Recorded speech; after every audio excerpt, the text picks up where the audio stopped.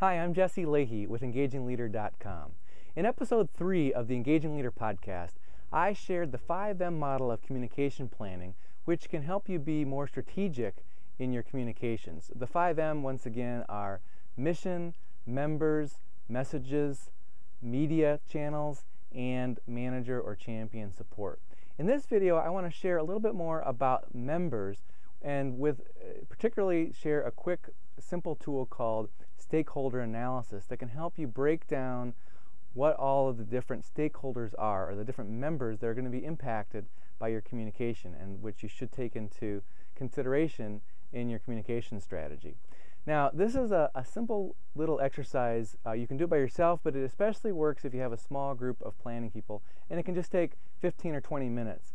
You can either just be drawing circles on a board, or I like to use Post-it notes. But what happens is you'll start kind of broad, and they'll say, well, this communication is going to impact these groups. And for example, let's say we're talking about a business transformation. We're going to start making our products or services differently. And so, well, we know that's going to affect our employees because they're going to have to go about their work differently. And we know that it's going to affect managers because it's going to change a bit of how they work, but also we need them to be a part of how this gets communicated and trained and so forth. And it's going to affect our customers. Now, it's very easy to, very natural to just stop and just start thinking, okay, let's start communicating to employees and let's start communicating to managers. But stakeholder analysis says, hey, let's use the people in the room and just start firing up all the different types of employees and other people that may be related to those employees who may have a stake in this communication issue.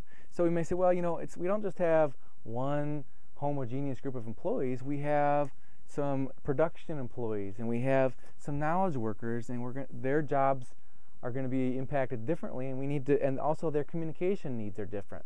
And we have part-time employees, we have telecommuters, and we have sales reps that are out in the field all the time, and we don't really ever see them, and yet we need to communicate this change to them too and get them involved. We have customer service reps. They're going to be talking directly to our customers, and so they have some specific communication needs, and this may be something that even affects our retirees, or at least our retirees are going to hear about it, and they have a major impact in shaping public opinion, and so we'd like to take them into consideration in our campaign too. And you know what? Someone in your group will say, this isn't just a U.S. issue, but we have U.S. employees, but what about, we've got employees in Europe, and we need to think differently about them. And how about our employees in Canada and Latin America and Asia Pacific? So a whole bunch of different types of employees, and this is just a quick example. Your team may come up with more. Now, how about managers? Again, we don't just have one kind of managers. We have Frontline Supervisors. They are going to be very critical in this business transformation, making it a success or a failure. Also, those employees and Frontline Supervisors, they report up through facility leaders. We're going to need to get their involvement very early and get their support to make this a success. Also, HR leaders, their jobs are going to be impacted, and they have a major influence on whether we're going to be successful. We have sales managers. We have regional directors. They have different needs and a different type of stake. We have department VPs. Of course, the CEO and the rest of the C-suite, we need to keep them informed as the initiative gets underway and makes progress, but also we really need them to be fully on board and support this, or this will not be a success. Similarly, we want to keep our board of directors informed, and we need to be consulting with them. And we have some people in our company. They are not officially managers necessarily, but they are more influential than a typical employee. And if we can, bring them together and really involve them in some sort of champion council, that could be really powerful. So let's think about them. Now, how about outside our company? Well, we talked about customers, but there's more to it than just customers. There's media that we're going to need to be prepared to communicate with.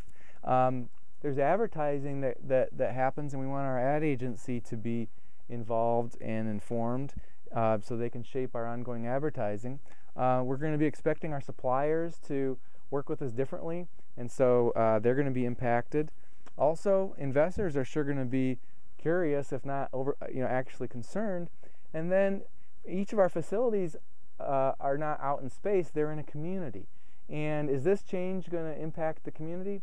I don't know, but we at least need to be keeping those community leaders who might be very concerned as we determine whether there's a community impact and keep them in the loop. So as you can see, this could go a lot of different directions, and every communication issue is different. But if you take the time to really do this simple stakeholder analysis, it can really provide good intelligence to go into that 5M communication model. Now, as you identify different stakeholders, some of these are going to be important enough that you're going to want to do an empathy map to really get down what you do know about one of these members and maybe what you don't. And in my video number 2, I shared a quick illustration of how that empathy map works. You can find that on engagingleader.com, as well as podcast number 3 of the Engaging Leader podcast, where we talk more about the entire 5M communication model.